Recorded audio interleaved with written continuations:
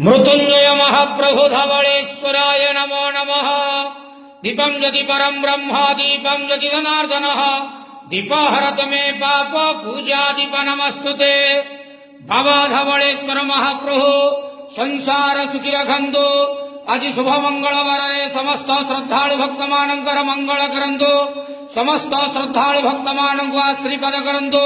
मनस्कामना पूर्ण करंतु। कर्म क्षेत्र नदी करंतु। ग्रह इष्टमान खंडन करंतु।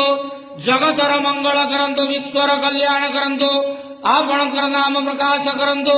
समस्त गुआवसा भक्त मानकर मनस्कामना पूर्ण करंतु।